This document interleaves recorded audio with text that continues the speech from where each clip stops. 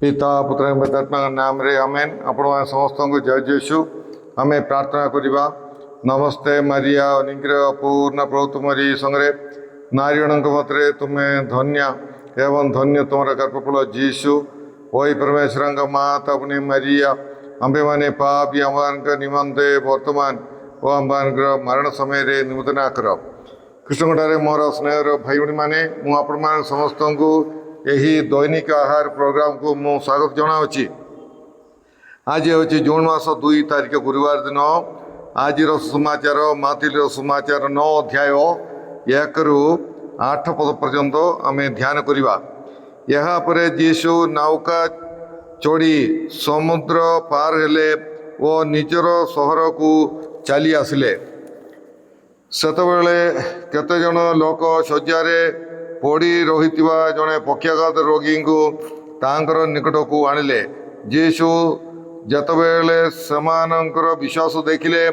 से पक्षाघात रोगी को कहले, वत्स साहस धर, तुमर सब पाप क्षमा करा जाइछि। तेणु शास्त्री मानक मथिरु केते जन मने मने कहवाकू लगिले, यही लोकटी ईश्वर निंदा करुअछि। जीशु सेमानंकर मनर कथा जानिपारी कहले, तुम्हें माने तुमर हृदय रे काहेकि कुचिंता करुअछ? केउठी सहज तुमर पाप क्षमा करा जाइछि बोली कहवा ना उठ ओ चलो बोली कहवा? किंतु जेहेतु तुम्हें माने जानिपारिबो जे पृथ्वी रे पाप क्षमा करने को मनुष्य पुत्रंकर अधिकार अच्छी, से पक्षाघात रोगी को कहले, उठ तुमर शज्या नहीं घर को जाओ। तहु से उठी निजर घर को चलीगला। ताहा देखी लोक माने अबाक होगले एवं जो ईश्वर मनुष्य मान को यहीपरि अधिकार दे अछंती ताहांकर महिमा गान कले। प्रभुंकर सुसमाचार। हे प्रभु यीशु ख्रीष्ट तुमर प्रशंसा है।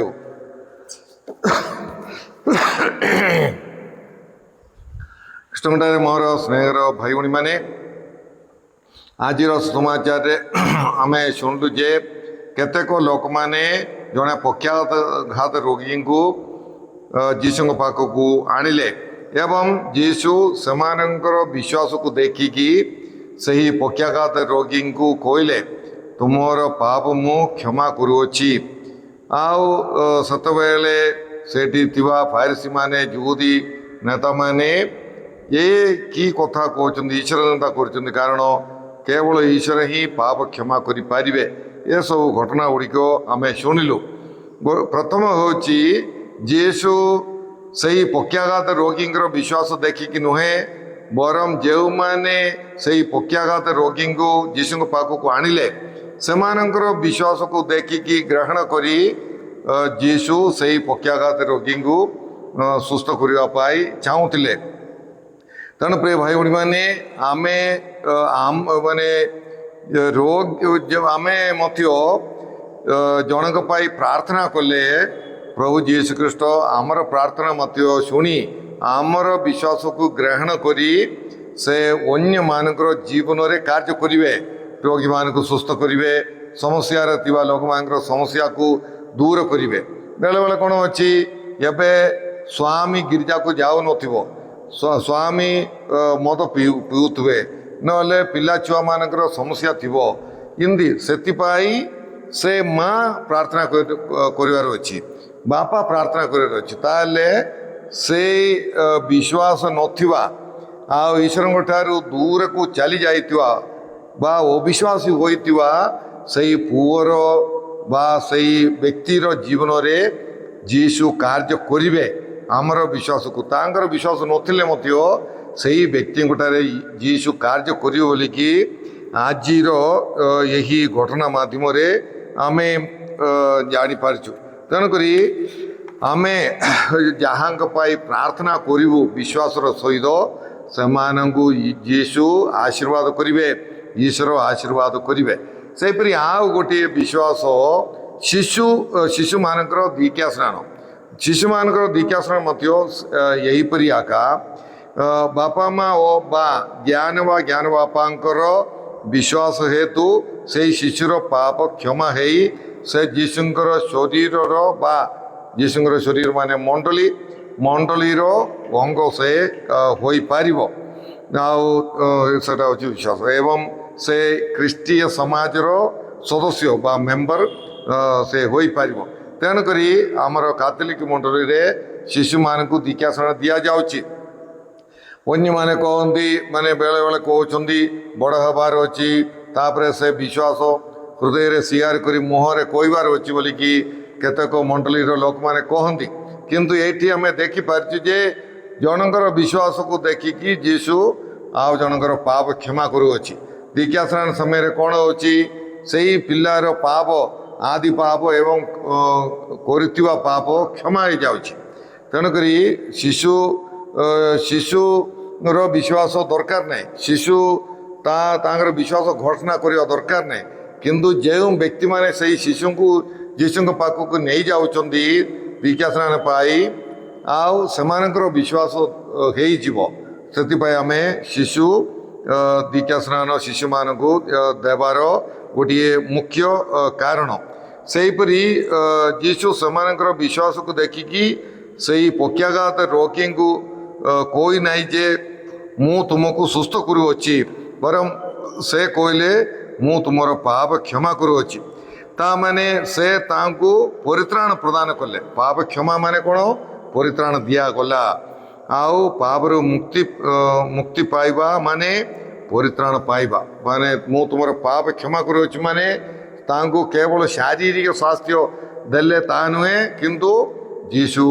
तांको परित्राण प्रदान कले तेणुक आम माने जनकर विश्वास द्वारा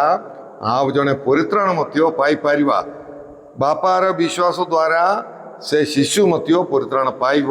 काले बेले बेले कौन अच्छी शिशु माने मासे 2 मासे 15 दिन रे सब मरी जाउछंती दीक्षास्नान पाइला परे से शिशु स्वर्ग को जीवे कारण जीशु तांकर पाप क्षमा करुछंती दीक्षास्नान रे एवं बापा माँ विश्वास द्वारा से शिशुर पाप मध्य क्षमा होची एथिपाई कैथोलिक माने शिशु मान को दीक्षास्नान दौरान एवं यही दीक्षास्नान द्वारा से पिलाटा परित्राण पाई पारिबे आउ तेणु कौन पक्षाघात रोगीर पाप क्षमा करने पाई जीशु जो माने तांको आनिले सेमानकर विश्वास विश्वास को व्यवहार कले सेमानकर विश्वास को व्यवहार करी जीशु माने से पक्षाघात रोगी पाप क्षमा कले दीक्षास्नान मध्य सेहीपरि आका होउछि जनकर विश्वास द्वारा आउ जनकर पाप क्षमा करुअछि तेणु प्रिय भाई भणी माने आम्भे माने मध्य विश्वासर सहित आमर हृदय रे अन्य मानकु जार अविश्वासी मानकु जार जो माने समस्या रे सम्मुखीन अछंदी जो माने एई प्रकार पक्षाघात माने मानसिक भाव रे शारीरिक भाव रे सब रोग बीमार पीड़ित अछंदी समानक सबु आमर हृदय रे बहन करी आमे जीशु पाखकु जीवा एवं समानक पय आमे प्रार्थना करिबा प्रभु जदि इच्छा करिवे ताले समानकु प्रभु सुस्थ करिवे तेणु करी आमे रोगी मानकु आमे आमे गुटे गुटे जागा को नेबार अछि आउ तांको छुई की सुस्थ छुईले कि प्रार्थना कले आका सुस्थ हे ए प्रकार किछि नाही आउ आमे निजे जार विश्वास होछि से जाय कि प्रार्थना कले ओ विश्वासी माने मत्यो सुस्थ हेबे सेटा यही विषय ए घटना जो आमे ता जानि पारछु सेही परि माने केतेक केतेक रोगर माने सबु रोगर नाही केतेक रोगर कारण होछि हमर पाप पाप द्वारा मत्यो हमर जीवन रे रोग आसुछि किंतु सबु रोगर कारण पाप बोली कि आमे कोई पारिबा नै तेणुक जदि जनकर पाप जदि जनकर रोग पाप द्वारा होइछि ताले से व्यक्ति पाप स्वीकार कले तांकर पाप क्षमा हब थरे नले आउ थरे मत्यो केते थर मत्यो से पाप स्वीकार करने को पड़ी पारे शत्रु मान को क्षमा देवा को पड़ी पारे सेहीपरि से तांकर जीवन को मंद परित्याग करने को पड़ी पारे ये सबू करने द्वारा तांकर रोग सुस्थ हेब यार बहुत किसी उदाहरण आपण मैंने जानी तेणुक आमे माने विशेष कर रोगी माने बारंबार पाप स्वीकार करने उचित आ विश्वास करार अच्छी यही पाप स्वीकार माध्यम प्रभु जीशु कृष्ण मत सुस्थ कर आपण मैंने विश्वास करिवार अच्छी आम देखा सबू सबू माने रोगर कारण पाप नहीं एवं आम देखा बेत्सैदा पुष्करणी रे जो रोगी को जीशु सुस्थ कले जीशु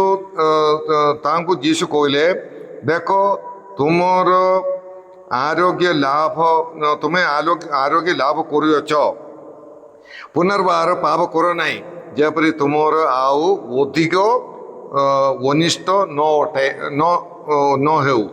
न घटे बोली कह तार अर्थ कौन जेटा माने पाप तार रोगर कारण थिला तांकर पाप बोलिकी आम जापारचु सेहीपरि योहन लिखित सुसमाचार 8-9 अध्याय 2-3 पदरे आम देखिपर शिष्य माने कहते राबी किए पाप करिथिबारु यही व्यक्ति जन्मांत होइअछि निजे ना तांकर पिता माता सेतबेले जीशु कौन कहले जीशु उत्तर देले यही लोक किंबा तार पिता माता पाप करिवार नहीं किंतु ईश्वरंकर गौरव निमंते यही व्यक्ति अंध होइअछि माने जीशु तांको सुस्थ करिवे दृष्टि शक्ति प्रदान करिवे एवं समस्ते ईश्वरंकर स्तुतिगान करिवे माने सेहीपरि जीशु ईश्वर गौरवान्वित हेबे बोली कहते तेणुक सबू